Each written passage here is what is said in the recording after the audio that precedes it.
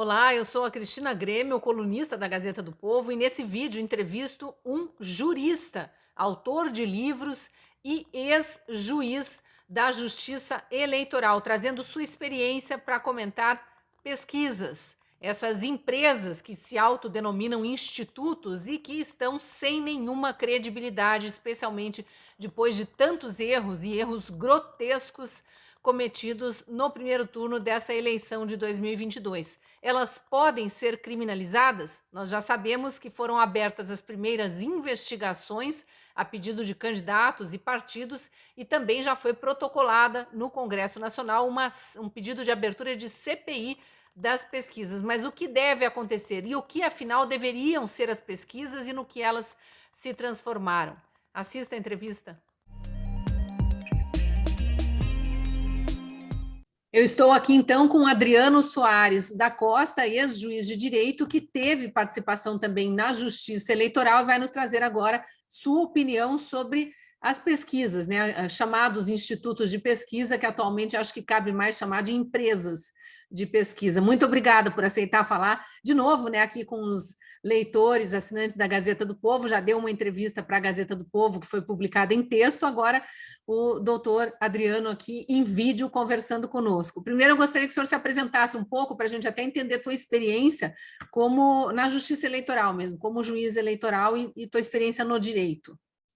Bom, Cristina, primeiro, prazer imenso a você e a todos da Gazeta do Povo. Veja, a minha experiência, fui juiz de direito concursado, participei de eleição como juiz eleitoral, tanto ainda na época anterior à urna eletrônica, quanto já da implantação da urna eletrônica. Sou autor do livro Instituições de Direito Eleitoral e deixei a magistratura para advogar já faz há um bom tempo e venho participando de diversos processos eleitorais majoritários, né? Então, eu tenho uma experiência vasta na área eleitoral. Eu queria que sua opinião, então, inicialmente, já com base nessa experiência de um passado antigo mesmo, um passado de cédulas de papel e depois de um passado já na justiça, já na eleição digitalizada, né? A sua experiência com pesquisas eleitorais, como classificar essas pesquisas eleitorais com o histórico que a gente teve aí das últimas eleições e especialmente o que aconteceu agora em 2022? Olha, Cristina, a pesquisa eleitoral, ela pode ser uma fonte útil para um balizamento do cenário eleitoral, se ela é feita com metodologia séria e se ela tem um compromisso com a margem de erro, porque quando você fala na legislação a exigência de margem de erro, pressupõe que haja margem de acerto, né? Você tem cenários que eles não são um retrato fiel da realidade, mas a realidade é uma base empírica, em que você busca estatisticamente compreender qual é o cenário, quais são as tendências, não é? E isso tem um elemento de dupla face. Pesquisa, de um lado, ela mostra uma realidade, tenta ser descritiva o mais que possível, mas, ao mesmo tempo, ela funciona também como indutora, não é? De voto, ela de intenção de voto útil. Daí porque se tem que ter um cuidado com pesquisa eleitoral. E por isso, anteriormente à redemocratização, mas desde a redemocratização, desde a Constituição de 88, as pesquisas têm uma regulamentação própria, cuidadosa, com prazos, com exigências, mas a gente vem verificando ao longo do tempo uma fragilidade muito grande da relação entre resultados de pesquisa e resultado de urnas, né? E isso tem se agravado, né? Na eleição atual, inclusive, isso ficou muito patente, uma, uma desconformidade muito grande, absolutamente fora de margem de erro, absolutamente fora de tendências de intenções de voto. E por isso é necessário, sim, uma séria revisão, tanto do que diz respeito à legislação eleitoral, quesito de pesquisa, quanto já em relação às pesquisas nessa eleição, uma compreensão desse fenômeno que é grave, porque, veja, Cristina, se nós estamos numa época em que se fala tanto em combate à fake news, a bem da verdade, a grande fake news nessa eleição terminaram sendo as pesquisas eleitorais em confronto com a realidade do voto.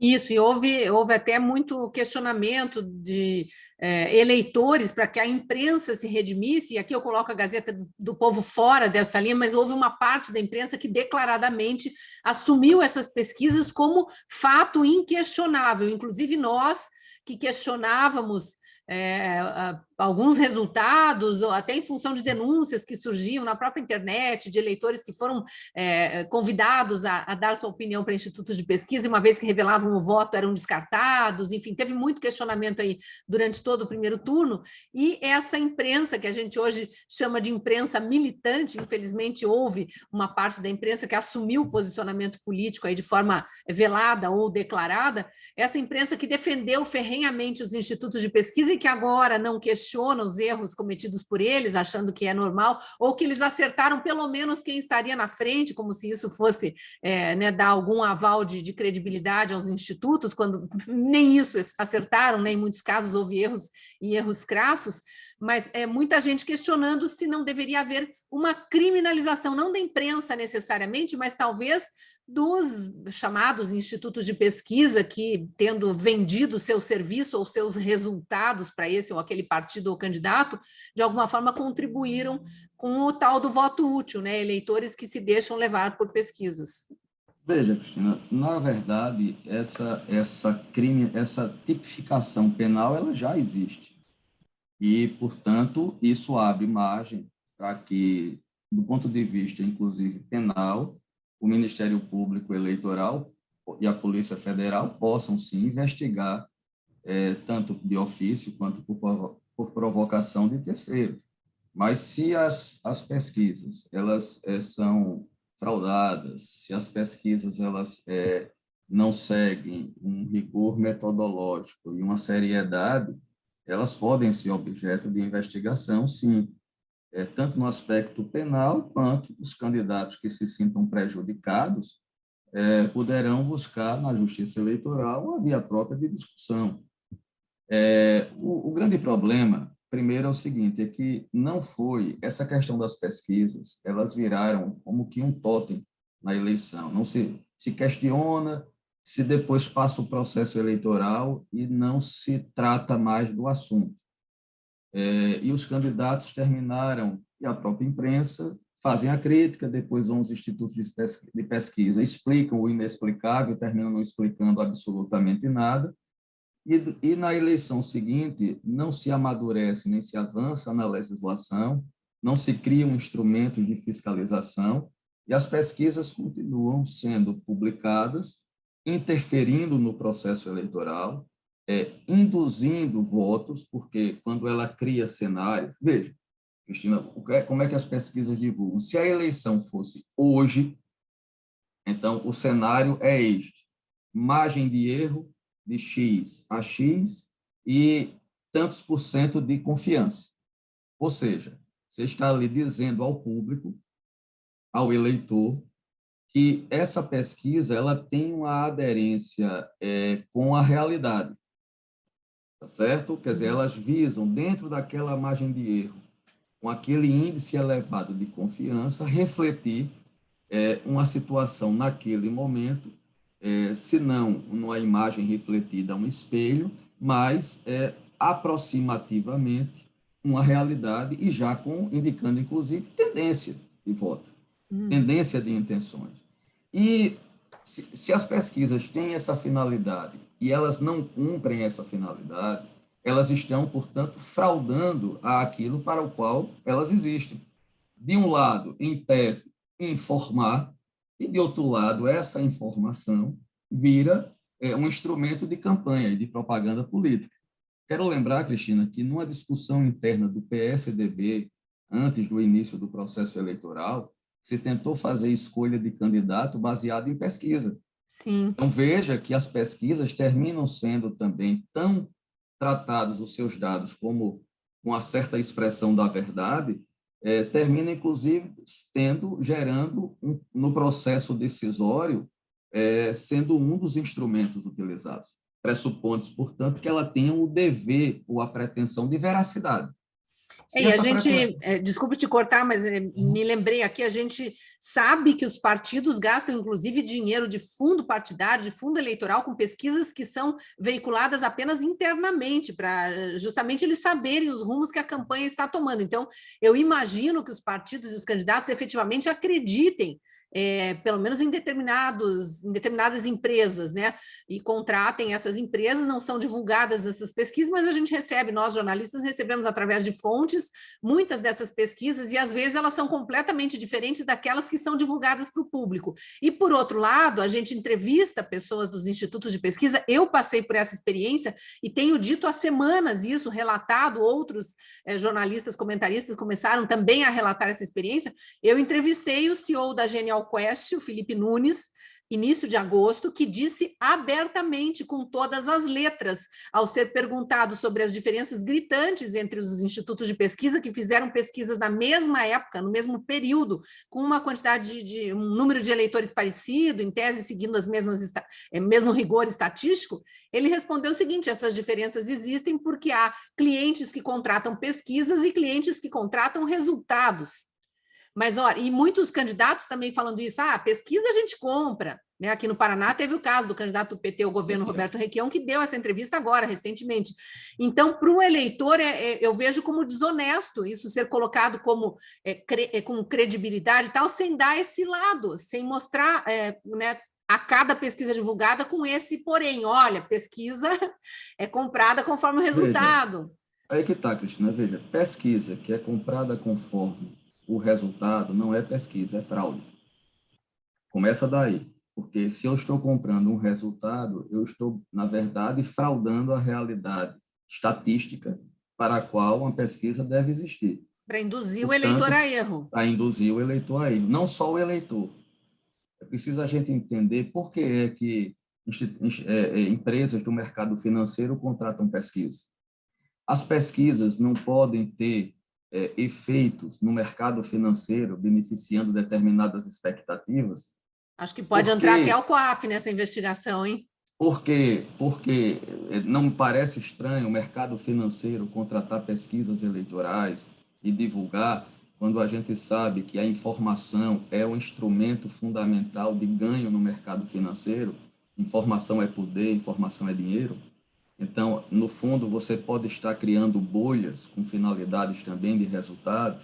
Não lhe parece estranho que empresas de comunicação social que vão divulgar as pesquisas, as contratam?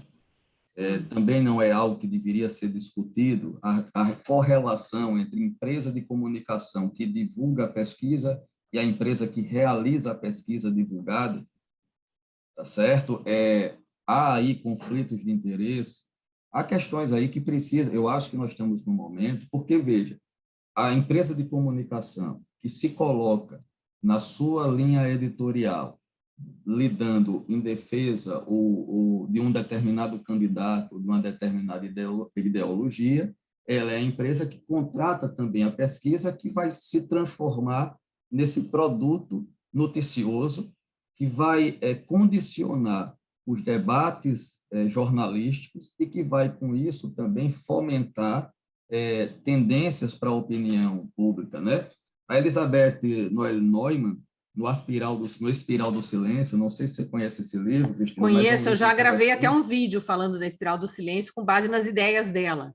Pronto, então, que bom, porque aí ela demonstra muito isso, e ela fala, por exemplo, do bandwagon effect, que é o efeito de movimento aí, quer dizer, as bandas que saem tocando e o povo corria atrás, as pesquisas funcionam também com esse instrumento de gerar não só a reviravolta do último minuto, que ela chama a atenção, mas às vezes de arrefecer militância, de arrefecer tendências. Observe, por exemplo, a eleição do Senado de São Paulo, desta de Sim. 2022, é muito sintomático o que aconteceu. Quando você pega o candidato eleito com mais de 50% dos votos válidos. E Uhum. em nenhum instante as pesquisas captaram isso, em nenhum instante a última pesquisa, no cenário do sábado, da antivéspera da eleição, apresenta essa possibilidade. Então, uma diferença muito grande. E, no final, o candidato... e a pesquisa dizer, não, mas aí eu não captei essa tendência, então para que serve a pesquisa? Se o Exatamente. básico que se espera de uma pesquisa é que ela capte, no mínimo, a tendência, que ela tenha um índice X de confiabilidade e que ela tenha uma margem de erro, é justamente para evitar o quê? Esse total despautério, desacerto que aconteceu nesse processo eleitoral. O senhor Então, é citou o caso aí evidente. do astronauta Marcos Pontes, né, que foi eleito com mais de 50% dos votos em São Paulo como senador, e eu queria citar o caso aqui do Paraná, em que o candidato do presidente Bolsonaro, o deputado federal Paulo Eduardo Martins, concorria ao Senado, tendo dois adversários fortes, que eram o senador Álvaro Dias, concorrendo à reeleição, e o ex-juiz e ex-ministro Sérgio Moro concorrendo também a uma vaga no Senado. As pesquisas davam como disparado na frente o senador Álvaro Dias, com mais de 40% dos votos. Aí colocavam em segundo lugar, com uma possibilidade de, dentro da margem de erro, ser um empate técnico, o ex-juiz Sérgio Moro. E o Paulo Eduardo Martins, como tivessem lá com seus 15%. O que aconteceu na realidade? O Sérgio Moro acabou tendo uma votação muito próxima ao que as pesquisas revelavam, mas inverteu. O Paulo Eduardo Martins teve quase 30%, quando davam 15% para ele, e o Álvaro Dias, que diziam que tinha mais de 40%, teve 15%. Então, o Paulo Eduardo Martins, obviamente, está questionando, já no mesmo dia da apuração, minutos após a apuração, disse: eu fui prejudicado pelas pesquisas, porque aqui no Paraná, como há uma rixa muito grande, né, os eleitores do presidente Bolsonaro, que eram o eleitorado dele, não queriam, em tese, o ex-juiz que saiu do governo, saiu brigado, falando mal do governo, com chance de subir ao Senado, eventualmente teriam votado em Álvaro Dias para não permitir que o juiz chegasse ao Senado. Então, é um caso real que merece investigação, né? Onde Não, e tem um pode ter agravante havido aí. influência mesmo Não, e tem um das agravante pesquisas. nesse caso, Cristina, que é o fato do IPEC ter dito, foi um instituto, Na véspera, né? que houve um erro de vírgula, que houve um erro de digitação. Mas uma Então, desculpa que veio depois, né? Foi sim, mas aí é o que divulgado eu o quero lhe IPEC na dizer, mesmo véspera, não, exato. não se admite um erro de digitação, é, isso não é um trabalho minimamente sério de um instituto Não, que não. diga, dê Até isso como porque vou trazer uma justificativa. experiência jornalística, né? Esses erros acontecem, obviamente. Já aconteceu até comigo, dando notícia de atualização de valor de pedágio, de trocar uma vírgula, e na hora de narrar errado. O negócio que ia 40 virou 4, uma coisa assim. Hum, Mas a gente se corrige no mesmo jornal. O IPEC viu aquilo ser divulgado no jornal da afiliada da Globo aqui no silenciou. Paraná e não anunciou, deixou para anunciar 2 dias depois, quando foi questionado sobre o erro que teria eventualmente provocado mudança no desejo mesmo do eleitor, né? É por essa razão, Fina, veja, a pesquisa, eu vou insistir nesse ponto, ela tem que ser vista sob dupla face. Que é o efeito retrospectivo que ela visa captar. Ela visa captar um cenário factual de uma tendência de voto, de uma manifestação de voto futuro.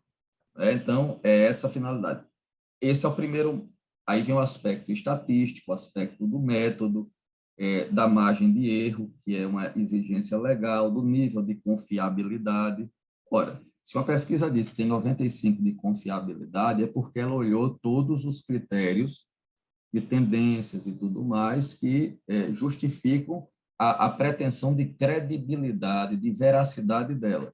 Uhum. Se uma pesquisa dá uma diferença absurda, por exemplo, como a gente viu nesse processo eleitoral, a credibilidade dela, o grau de confiança é mínimo. E ela tem que dizer, por boa-fé objetiva, ao eleitor: olha, eu não tenho capacidade no meu método de captar. Então, isso aqui é aproximativo. Então, essa boa-fé objetiva, para o eleitor, para o consumidor da informação, ela é fundamental. E as pesquisas são tratadas pelos institutos e pelo jornalismo, de um modo geral, como se fossem dados científicos. Dados, e científico naquele sentido tosco, de irrefutável, como Uhum. dogma. Não Uhum. é? Então, bom, esse é o aspecto retrospectivo de cenário. Mas ele tem um aspecto também no processo eleitoral que é prospectivo, que é futuro. Ele tem a finalidade ou por outra, ela tem um aspecto que é influir na vontade coletiva da opinião pública.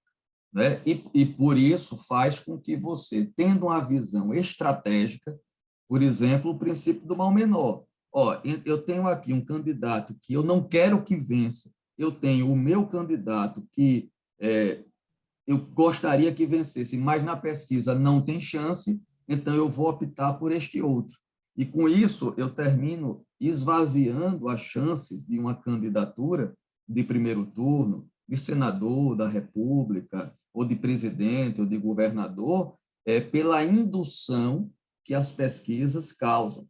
E veja, qual é o mais grave disso? É que essa pesquisa, por exemplo, ela é anunciada na véspera ou na antevéspera da eleição, ela é discutida, ela é propagada nas redes sociais, ela é objeto de diversas discussões, como se fossem essas pesquisas verdadeiras, e elas, portanto, vão formando uma interferência no eleitor, nesses vários efeitos que a Noel Neumann vai mostrando, que o eleitor que não quer ficar sozinho, o eleitor que não quer ficar com quem perde, né? O eleitor Uhum. que está É em quase, dúvida. é quase aquele efeito adolescência, né? Eu quero fazer Pois parte do é, grupo, eu quero estar junto com o que todo mundo pronto. pensa e tal. E isso é bastante captado. Quem faz pesquisa sabe disso. E por essa razão ficou muito evidenciado nesse processo eleitoral que, e observe o seguinte, o aspecto tendência. Se você pegar as últimas pesquisas presidenciais, a tendência estava sempre o ex-presidente Lula crescendo 1 ponto percentual a cada pesquisa, portanto, num viés de alta, e o candidato o presidente Bolsonaro ou mantendo num viés de baixo. Então, ora, mesmo a tendência captada, veja, numa distância de 12, 13, 14, 15 pontos percentuais. E quando vem na eleição, no dia seguinte, ou 2 dias depois, a realidade é absolutamente diversa, uma diferença de 5 pontos percentuais, e vai você, em tese, levando em conta, fossem verdadeiras as pesquisas, um viés absurdo de alta, não captado, do presidente Do presidente Bolsonaro. Aí você Bolsonaro. perguntaria, Pronto. para que houvesse essa mudança de tendência, qual foi o fato? Houve uma hecatombe, ou houve um fato extraordinário que modificasse a sequência natural das pesquisas? Não, não houve nenhum fato novo, não houve nenhum grande fato que não fosse o normal andamento do processo eleitoral, das discussões nas redes sociais. E aí Uhum. você pode observar também que nas redes sociais as tendências se mantiveram o tempo todo. Nós estamos diante de uma eleição estranhíssima, porque, observe, as pesquisas colocam um candidato com 51%, eleito no primeiro turno, cuja militância não vai para as ruas, cuja militância é muito baixa em termos de adesão, de trabalho, de repercussão nas redes sociais, Esse é um cujos... ponto, né, doutor? Desculpe te interromper de novo, mas esse é um ponto que me chamou muita atenção. Eu também repeti em vários comentários meus, em vídeos e tudo mais, e para o qual, pelo menos o jornalismo militante, fez vista grossa. Porque a pessoa pode até ter aquele voto envergonhado num ex-presidente que já esteve preso, que saiu da cadeia em circunstâncias muito estranhas, tudo que a gente vem questionando, mas vota nele. Então, ela segue ele virtualmente, onde ela não pode ser flagrada. E ele não teve, durante a campanha de primeiro turno, pelo menos, nem mesmo essa adesão virtual. Então, era muito estranho, realmente, o resultado da maior parte dessas empresas de pesquisa e o que a gente acompanhava de aprovação já explícita por parte do eleitor, né? Então, aí vem o outro ponto, que é onde eu quero enfatizar também na Noel Neumann, que é a questão da percepção. Se você não tivesse pesquisa eleitoral como um critério de formação de opinião pública, de notícia, de discussão dia e noite nos jornais, a percepção pública viria de onde? Viria dos movimentos de rua. Dos fatos mesmo, né? De Então, como os cada fatos candidato é mostraram o recebido, quê? Os exatamente. fatos mostravam o quê? Um candidato que tinha uma militância orgânica crescente nas ruas e o outro que não conseguia juntar muita gente, tendo que fechar os espaços para, né? você percebia nas redes sociais, os acompanhamentos de rede social, você via o volume de um candidato em relação ao outro, uma diferença grande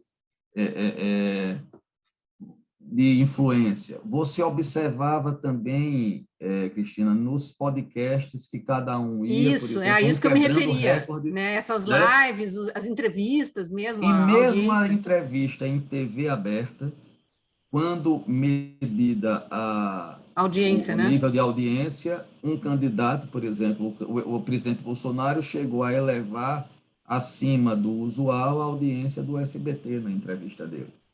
Então, e nas demais, ele sempre com a diferença em relação aos outros candidatos.